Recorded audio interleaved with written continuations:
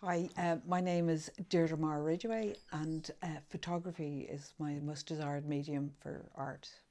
Well, my inspiration came from, like, when I reflect back on it, to old box brownies that my grandmother used to have in an old shoe cupboard that, like, you literally could get into this cupboard, and I found these cameras and was just fascinated from a very young age, like, because with Gran, like, she used to go for a nap in the afternoon and you had to occupy yourself for 2 hours so that could do anything. So one of them was grabbing out the cameras and playing photographer. So that is definitely where it began. And I was just smitten from that time on that you could capture something through this little box. And it's just lasted with me my whole life. It's just lasted. So, well, obviously, photographers, I think it was the fact that, as well, photography was a medium, it was something that women also were allowed to do without too much questioning, because it had to do with using chemicals and understanding physics and like my memories as a young person, like women weren't allowed, or not allowed, probably just didn't have the skills or the abilities. And photography always seemed like something that was something that I could be allowed to do, that looked something that women weren't allowed to do, such as engineering or like physics and understanding mechanics and engineering. But mostly, yeah, from just the love of it. Well, with analog photography, you actually have to, it's about being present and also about being observant. And it's about viewing life through the lens, because like when you put a camera up to your eye, it's your eye through the camera, so the camera becomes your vision for you. And when you shoot something that you see, and it comes back to you and you have it in black and white, then all the colour's taken out of it, so it's the shape and the form of the object or the subject that you've taken. So it just becomes a very interesting, I suppose, just black and white look at life. But it's also about capturing everyday minutes and moments and things. So yeah, that's, well, as I was saying, Julia Margaret Cameron would have been. We also had here in Ireland in the 1800s the Countess of Ross. So there were women in photography have always been there, so which was great. And then, of course, you have the great Albert Stieglitz, and you have Cartier-Bresson, you've got Bill Brandt, you have so many amazing photographers. It's endless, like, and each and every one of them brings a different point of view. And the other thing I love about photography is a social documentary aspect of it. And I suppose one of my most favourite social documentary photographers would be Sebastião Salgado. Oh my God, his stuff is just so amazing that if you could bring an image that would be just slightly like his, it would be just fascinating. Like, definitely somebody that people should look at. Sebastião, best ever. Well, I mean, coming from the photographic medium today in the 21st century, it's everybody has a camera on their phone now, and everybody's phone is a very sophisticated little computer, and you can take amazing photographs, and you're actually seeing what you're photographing, like, so that, so you see something that you like to photograph, especially in your kind of 2 or 3 meters in front of you, then you'll be able to take it perfectly. It's only when you want to go into distance, and then that's when you have to consider, what you need to consider when you're taking a photograph is your surroundings. Like, if you have to look at the fact that, like, Maybe you're photographing your friends across the table at a party. You've got to take in, do I want those empty wine bottles there? Maybe not all of them. So you have to consider it's little things that make a perfect shot. It just means that, like, maybe just get up and move one chair and you have the better photograph than staying in the one place and photographing the bottles, and you're going to go, what are they photographing? And it's the person. So you just have to be considerate of what you have in front of you, and just take loads of photographs and practice and see what you like taking. Just practice. For my analog photography, which was on the back burner for quite a long time, and Signal Art Centre has afforded me the opportunity to create a darkroom space in Signal, and I adapted the art room into a darkroom by using blackout blinds on the windows and the door. And there are 2 enlargers here, so it takes about an hour to set up, because like usually you would kind of start in the winter time because you want to maximize the darkness, but and once you're set up, you could spend hours go by. I forgot how wonderful it is to go into the darkroom, and the darkroom means with a red light, and it's just that experience of putting your negative into the enlarger and then focusing it and then doing your test print and then developing it and seeing how many seconds you want to put to make that the perfect enlargement. And it's just such a magical place to be. And I suppose that was one of the other exciting things as a child and as a young adult, was like getting into that darkroom, because it was a mysterious place where, like, you went in and you exposed paper to light, and then at the end of it you came up with a magnificent image. Like, so it's Signal has the opportunity for many people to do that at practice. Yeah, so this is the room that I turn into a dark room. There, as you can see, the table I'm sitting at here is actually, I set a warming tray, and I set my developer. I would have 3 developing trays. I would have my developer, my stop, and my fixer, which are the 3 chemicals that you use in black and white photography. And in fact, you probably don't need the stop bath.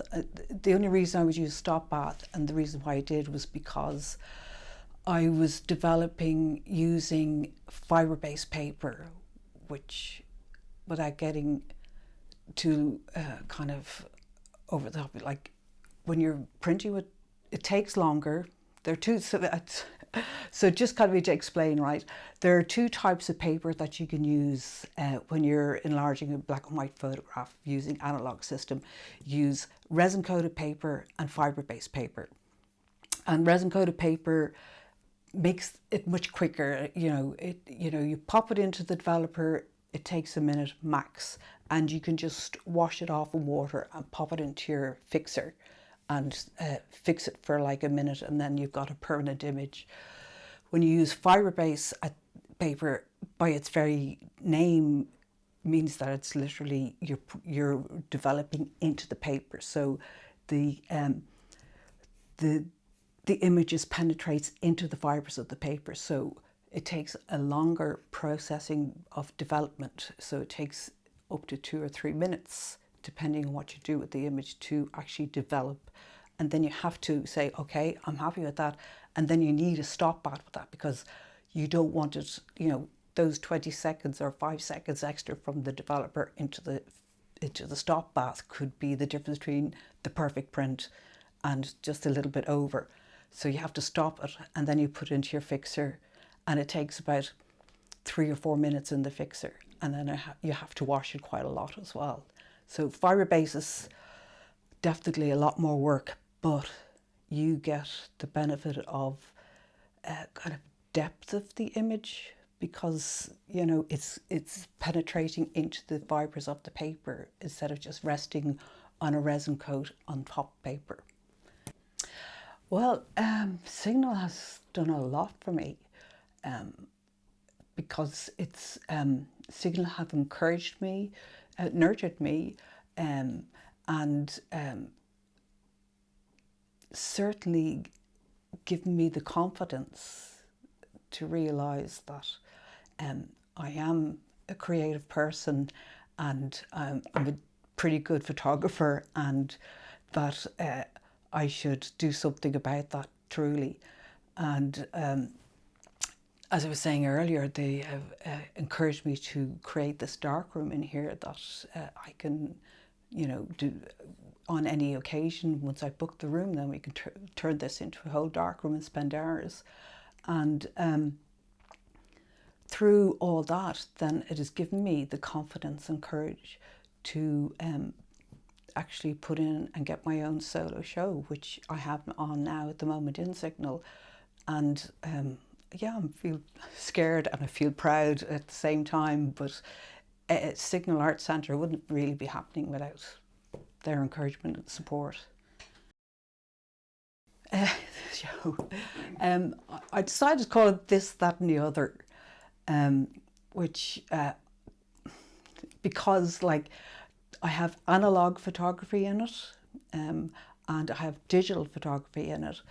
And the other process that I have kind of decided that I'd like to try and do is jewellery making, because I was kind of thinking, what would I want to do, and what could I possibly do as I retire, that's kind of going to keep me happy, because so I decided I'd like to try some jewellery making, and as it turns out I'm not too bad at that, so, and I really enjoy doing it, so that's kind of the other, so that's why I called it This, That and the Other. It's probably an awful lot of stuff for people to take in, but I think it's a good representation of me.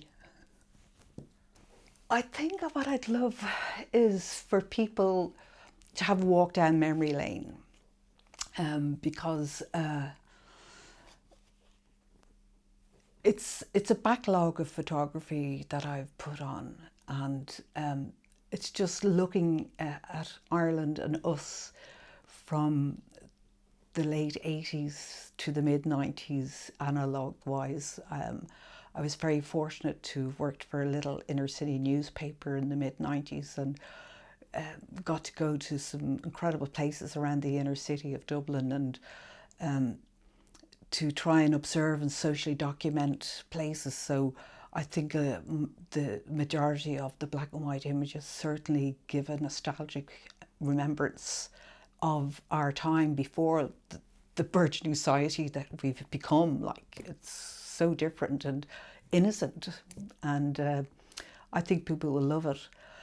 And my digital stuff, digital photography, digital is wonderful because it just gives you complete freedom.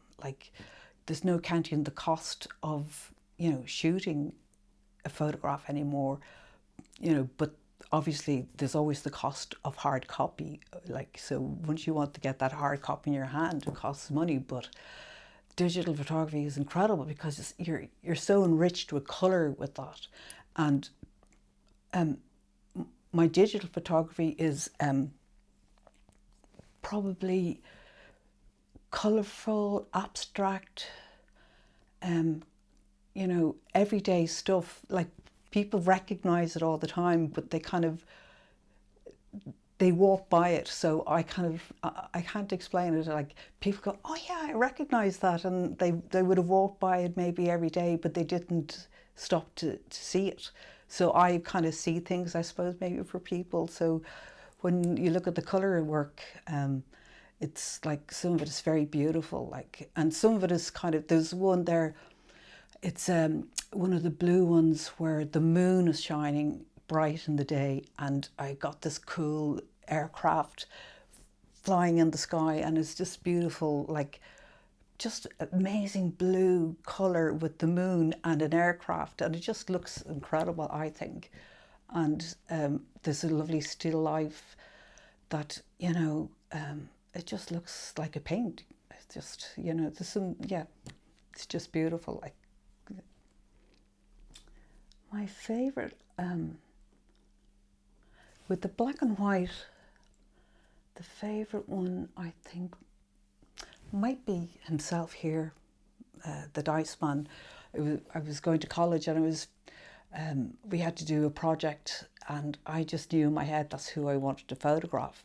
And I'd gone up to Tom and I'd saying, like, can I photograph you like I was doing? And he actually said, of course you can. But what I found out about that was that he was such a unique person in Irish society at that time, and so many people recognise who he is. Like, he's iconic in Irish society. And it would never have dawned on me that he actually had to have a minder, because people used to try and set him on fire or do terrible things, because like he wouldn't know what was going on behind him. And because he had, like, even there he's advertising bulbs and stuff like that, you know. And but when you look at some of the photographs, you look at this, there's so much information about that time in Dublin, you know. Places that are gone, people, the fashion, it's just great. So that I love. And with the colour, there are the poster ones. I love the one of the Ferris wheel with my kids, but they were younger in it, when they didn't mind me taking photographs of them. And it's probably one of the Ferris wheel just looks like, to me it looks like Close Encounters of the Third Kind. It's like as if this mysterious thing is happening in the background and people are kind of going towards it, and it's just the way the kids are silhouetted in the foreground, so it just looks beautiful and misty and colourful, and again nostalgic, you know. And the other big poster is flower photography. Like, digital has really allowed me to get close in with flowers, and of course, like, the flowers are beautiful, so it's a beautiful red, blue, and it's up close, so you don't know really what you're looking at until maybe you get a bit closer. You go, oh look, that's recognizable. Just for anybody who I think everybody has an amazing camera on their phones. And I think photography is a great way of being present. A lot of people suffer anxiety and are stressed and everything like that. And I just find, like, you know, if you're taking photographs, you actually have to be there. You can't just kind of be taking a photograph and not be present. So, you know, if you're out for a walk, or even if you're at home and you're feeling a bit tense or whatever it is, you just say, like, try and look for something that you want to photograph. Like, it could be a close, and everybody can do this with their own phones. It could be a close-up of a flower. It could be like maybe the light was like, if you have a little pond in your garden, or a little bird bath, or, you know, little flowers that you hadn't seen. It's about noticing things, and just go out and take photographs and take them and look at them, and then say, oh, that's good, that's not, and maybe join a camera club, you know. Yeah. So my show, This, That and the Other, is running in Signal Arts Centre in Bray from September the 2nd until September the 15th. And the opening night will be hopefully a fantastic night on the 6th of September. And I'd like to thank Signal for everything they've done to help me.